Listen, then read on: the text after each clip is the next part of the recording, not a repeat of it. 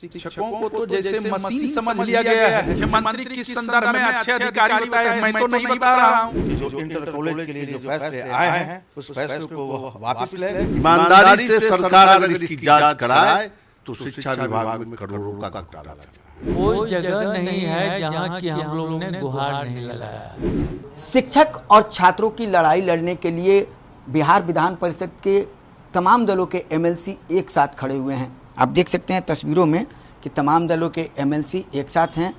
मामला ये है कि जो शिक्षक हैं और जो छात्र हैं उनकी लड़ाई लड़ने के लिए ये तमाम लोग साथ हैं और सरकार से अपनी कई मांगों को रखने वाले हैं, जिससे कि भला शिक्षक का हो और छात्र का हो।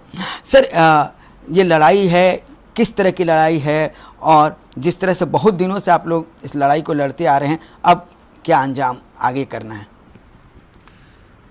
सबसे बड़ी बात है, आप अभी देख रहे होंगे, ये विभाग के तरफ से एक बड़ी खबर चलाई जा रही है जो कि शिक्षा हित में विद्यालय में विशेष कक्षाएं चलाई जाएगी। विशेष कक्षा के नाम पर गर्मी छुट्टी को खा लिया गया विभाग के द्वारा। उसके बाद गर्मी छुट्टी के बाद जो ये प्रातःकालीन कक्षाएं शुरू हुई, प्रातःकालीन कक्षाएं में जो विभाग का पत्र है उस पत्र को आप स्पष्टतः देखें, मतलब मुझे लगता है जो कि पत्र निकालने के क्रम में पदाधिकारी अपना ज्ञान खो रहे हैं। वो इसलिए जो कि प्रातःकालीन कक्षा गर्मी के कारण शुरू की गई है और उस पत्र में आप देखें उस कक्षाओं को आप 12 बजे तक चलाएंगे और 1:30 तक शिक्षक बने रहेंगे। तो छात्रों के लिए जब आप कोई भी समय जो होता है, दिन जो होता है, उसको 3 भाग में बांटा जाता है। पहला पूर्वाहन, दूसरा मध्याह्न और तीसरा अपराहन। तो आप कक्षा को या शिक्षक को बैठा करके स्कूल में अपराहन तक ले जा रहे हैं। इधर लिख रहे हैं जो कि गर्मी के चलते, और छात्रों को भी आप 12 बजे मध्याह्न तक बैठा रहे हैं और उस समय क्या गर्मी रहेगी, क्या ये रहेगा, और सब जगह आप विशेष कक्षा को आधार बना रहे हैं। ऐसी स्थिति में पहले भी विद्यालय चलता था, वो 6:30 बजे से 11:30 बजे तक चलता था। तीसरी बात आप देखें, अगर 6 बजे से कक्षाएं होंगी तो जो सुदूर से आते हैं उस समय आवागमन की क्या सुविधा होगी, कैसे जाएंगे, कहाँ खाएंगे, और विद्यालय में 6 बजे पहुंचना है। और साथ ही जिला शिक्षा पदाधिकारी ये अनुश्रवण के नाम पर कहते हैं सेल्फी लीजिए, ये कीजिए, वो कीजिए। तो शिक्षकों को तो जैसे मशीन समझ लिया गया है। शिक्षा विभाग दरअसल पढ़ाना नहीं चाहती है, वो अपना फरमान, माना ये पागलपन है। जिस तरह से अभी विभाग को चलाया जा रहा है, एकदम पागलपन में चलाया जा रहा है। ये पागलपन कर कौन रहा है? कर कौन? अपर मुख्य सचिव के स्तर से हो रहा है सारा चीज। ये अपर मुख्य सचिव के स्तर से हो रहा है। हम लोगों ने कल भी लिख करके दिया है, मंत्री महोदय को भी कहा है, उनके भी संज्ञान में दिया है। आखिर इससे पढ़ाई कैसे होगी ये समझ में नहीं आता है। ये कोई नहीं समझ रहे हैं, छात्रों का दर्द कोई नहीं समझ रहे हैं। 6 बजे कौन छात्र जाएगा, क्या खा करके जाएगा? जिनके बच्चे हैं, छोटे छोटे बच्चे हैं, पति पत्नी भी नौकरी कर रही है कहीं, दोनों बच्चे हैं, तो 6:30 बजे से तो एक स्थापित मान्यता थी, ये अवधारणा थी जो कि 6:30 बजे से 11:30 बजे पूर्व में भी चलता था। तो आप गर्मी के मौसम को देखते हुए करते हैं और उसको 1:30 बजे खींच करके ले जा रहे हैं। लेकिन बिहार के मुख्यमंत्री नीतीश कुमार ने उनको अच्छा अधिकारी बताया था। कई सवाल, मुख्यमंत्री किस संदर्भ में अच्छे अधिकारी बताए, मैं तो नहीं बता रहा हूं। हम लोग तो विधान परिषद में किस तरह के पदाधिकारी हैं बोल रहे हैं, और वैसे पदाधिकारी के चलते निचले स्तर के जो भी पदाधिकारी हैं वो भी इस तरह की बात कर रहे हैं, और ऐसा नहीं चलता है। आखिर शिक्षा की व्यवस्था को इस तरह से अगर चलाया जाएगा तो कितने छात्र कितने शिक्षक अध्यापन कार्य मनोयोग से करेंगे?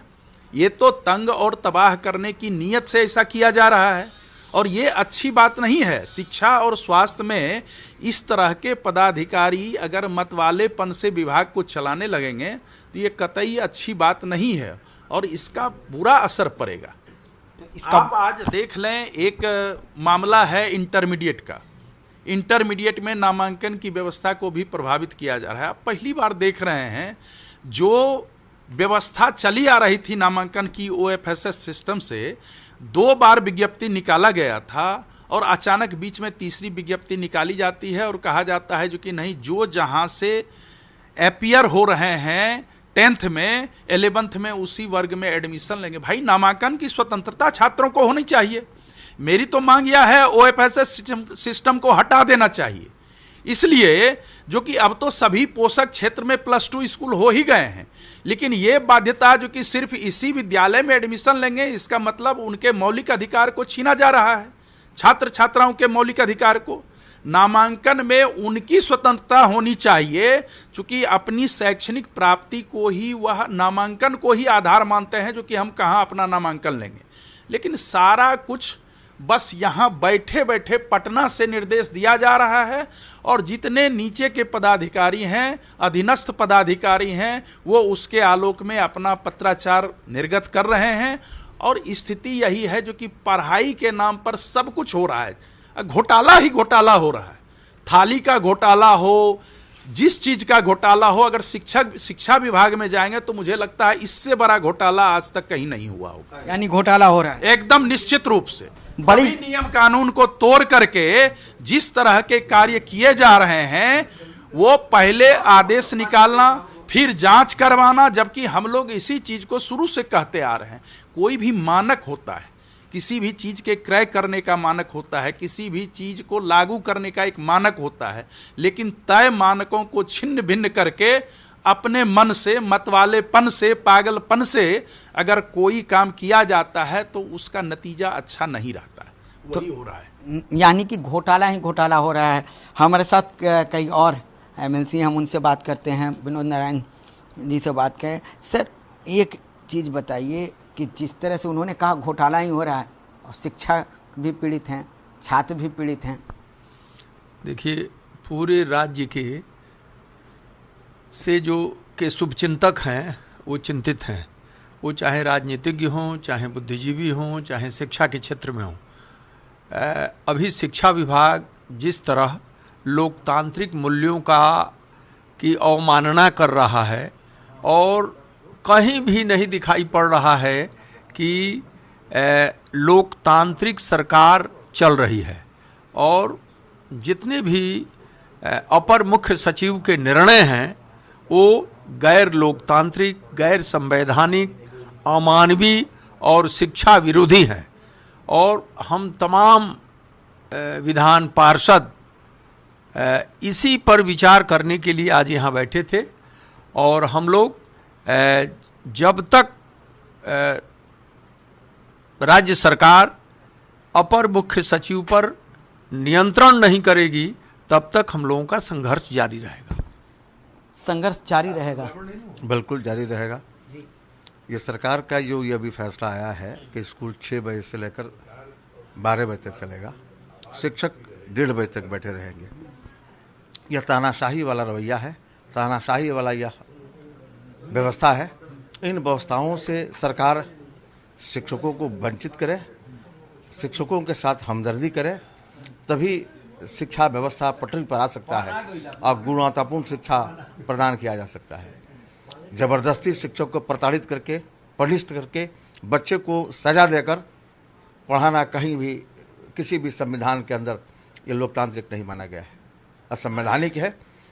अब पूर्ण रूप से हम सरकार से मांग करते हैं कि जो इंटर कॉलेज के लिए जो फैसले आए हैं उस फैसले को वह वापस ले, और सरकार जो 6 बजे से लेकर 12 बजे तक का संचालन वर्गों का किया है, शिक्षकों को 1:30 बजे तक रहने के लिए बाध्य किया गया है, यह उसके मूलभूत अधिकारों का हनन है, उसके अधिकारों पर आघात है और यह संवैधानिक असंवैधानिक है। तो साफ तौर पर देखिए, इंटर का भी अब मामला सामने आ गया है और शिक्षक और छात्र को लेकर सारे जो MLC हैं काफ़ी चिंतित हैं।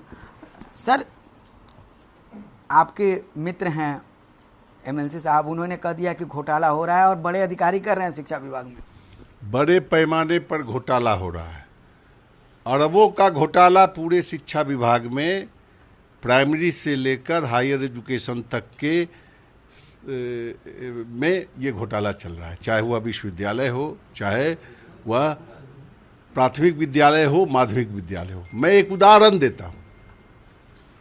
हम लोग शिक्षक प्रतिनिधि विद्यालयों में घूमते हैं, वहाँ जो आधारभूत संरचना की कमी को आधार बनाकर जो वहाँ कमरे बनाए जा रहे हैं उस फाइबर का, उसमें कितना बड़ा घोटाला है। जो सभी विद्यालयों में सबमर्सिबल ये पंप बैठाए जा रहे हैं, वह हम अपनी योजना के तहत जिला को जब अनुशंसा करते हैं तो 1.25 लाख 1 लाख से 1 लाख 1.25 लाख के अंदर वह सबमर्सिबल गड़ा जाता है। आज 2,60,000 65,000 में वह सबमर्सिबल एक स्कूल में गड़ाया जा रहा है। वह भी वह एजेंसी को दिया गया है। एजेंसी कब आता है? जब स्कूल बंद होने लगता है तब आके गारना मशीन से शुरू करता है और रात में जब कोई नहीं है तब उसको कंप्लीट करके चला जाता है। कितना पाइप नीचे गड़ाया, कौन सा पाइप दिया, उसकी कितनी गुणवत्ता है, कोई देखने वाला नहीं है।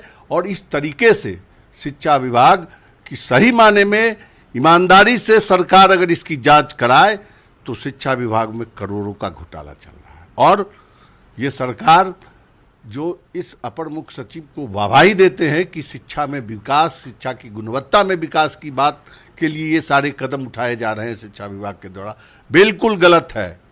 यह शिक्षकों को, छात्रों को तंग तबाह कर रहे हैं लोग। हम कहते हैं कि जो अनुदानित विद्यालय, यही माननीय मुख्यमंत्री जी ने 2008 में वित्त रहित शिक्षा नीति की समाप्ति के पश्चात इनको परीक्षा फल आधारित अनुदान देने की बात की। यही सरकार के निर्देश पर नई नियमावली के तहत इन विद्यालयों, इन इंटर कॉलेजों की जांच कराई गई, पुनः संबद्धता दी गई और तब अब ये विज्ञप्ति के माध्यम से ये निकाल रहे हैं कि जो जिस विद्यालय से 10th पास किए हैं वहीं 11th में रहेंगे। और जिला शिक्षा पदाधिकारी का एक पत्र कल निर्गत हुआ है जिसमें लिखा जा रहा है कि जो विद्यालय से, जिस विद्यालय से पास किए हैं 10th, वहाँ एडमिटेड समझे जाएंगे। मतलब कि एडमिशन की प्रक्रिया बिना पूरी किए डीओ ने कह दिया कि उनको 11th की पढ़ाई वहाँ 16/5 से शुरू कर दीजिए। यह इस ढंग के हास्यास्पद निर्णय अपर मुख्य सचिव के द्वारा निर्देशित किए जाते हैं और शिक्षा विभाग के जिला शिक्षा ऑफिस इस ढंग के मनमाने आदेश निकाल रहे हैं। तो हम तो कहेंगे कि बिहार में शिक्षा का भला नहीं होने वाला है जब तक यह पदाधिकारी के पाठक रहेंगे। यह अराजक स्थिति पूरे बिहार में है। आज 4-4 महीने से विश्वविद्यालय के शिक्षकों को वेतन पेंशन नहीं मिला है, कोर्ट में मामला चल रहा है। और दूसरी तरफ शिक्षा में सुधार की बात करते हैं। 6 बजे आप समझ सकते हैं कि 6 बजे से 1:30 बजे तक इस गर्मी में, गर्मी के कारण आप मॉर्निंग क्लास करते हैं और 6 बजे लड़कों को बुलाते हैं। कोई अभिभावक, चूंकि इस सरकारी विद्यालय में कैसे बच्चे पढ़ते हैं, गरीब के बच्चे पढ़ते हैं, जो 6 बजे अपने बच्चे को तैयार कर खाना खिलाकर भेज नहीं सकते हैं। तो यह तो दिखावा केवल कागजों में है कि हम शिक्षा में विकास कर रहे हैं। यह बिल्कुल बेईमानी है। सरकार से हम मांग करते हैं सही माने में कि अगर सरकार इस बिहार के बच्चों को सही शिक्षा, गुणवत्तापूर्ण शिक्षा देना चाहती है तो ऐसे बहसी पदाधिकारी को तुरंत हटाए और अच्छे जो शिक्षा के विकास के लिए समर्पित हो ऐसे पदाधिकारी को लाकर शिक्षा विभाग में बैठाए। तो साफ तौर पर देखिए, जिस तरह से आंदोलन किए जा रहे हैं और जिस तरह से तैयारी की गई है और जिस तरह से शिक्षा विभाग में घोटाले के बात किए जा रहे हैं, हमारे साथ काफ़ी अनुभवी एमएलसी है, हमारे साथ मदन मोहन झा जी हैं। मदन मोहन झा जी, शिक्षा का काफ़ी अनुभव आपको रहा है, आप बताएं क्या कहेंगे और जिस तरह की बैठक हो रही है आगे की तैयारी क्या है? देखिए, तैयारी का जहाँ तक सवाल है, आप देख रहे हैं यहाँ सभी दल के लोग जो शिक्षक प्रतिनिधि हैं सभी यहाँ एकत्रित हुए हैं। और यहाँ ही नहीं, विधान परिषद के अंदर भी जब भी कोई बात हुई है जब भी कोई बात हुई है तो हम सबों ने मिलके शिक्षकों की बात और छात्रों की बात, जिससे छात्रों को सुविधा वो बात उठाया है, उसमें कोई बैनर नहीं है। और हम जहाँ तक दुर्गति का सवाल है, हम भी बहुत दिन से शिक्षा विभाग से संबंध रखते हैं। दुर्गत तो निश्चित रूप से है। अब शिक्षक जब तनाव मुक्त नहीं रहेंगे तो वो पढ़ाएंगे क्या? जब पढ़ाएंगे ही नहीं तो शिक्षक का, छात्र का, स्कूल का क्या काम होगा बताइए? इसीलिए देंगे जो ज्ञान वो दें छात्रों को, अपने तनाव से युक्त हैं। अभी हम लोग जाते हैं शहर देहात में, देखते हैं चाहे वो शिक्षक हो चाहे शिक्षिका हो, घरे घरे घूम के किसी के घर में कोई रहा है, किसी के घर में कोई रहा है, क्या पढ़ाएगा वो बताइए। एक चीज़ बताइए, आप सरकार में किससे बात करेंगे? बिहार के मुख्यमंत्री, उप मुख्यमंत्री या राज्यपाल, किन से आप लोग बात करेंगे? कोई जगह नहीं है जहाँ की हम लोग ने गुहार नहीं लगाया है। चाहे माननीय मुख्यमंत्री जी हों, चाहे माननीय राज्यपाल महोदय हों, चाहे शिक्षा मंत्री हों, चाहे विधान परिषद हो या विधान परिषद के बाहर हो, एक भी दरवाज़ा नहीं है जहां शिक्षकों के हित में हम लोग ने उनका दरवाज़ा नहीं खटखटाया है। और फिर जहां भी लगेगा हम लोग को ये उन्मुख आदमी से हम लोग का शिक्षकों का भला होगा, हम लोग को कहीं भी जाने में कोई परहेज नहीं है। लेकिन ये होना चाहिए जो वो आदमी गंभीरता से सुने और उसका निष्पादन करे।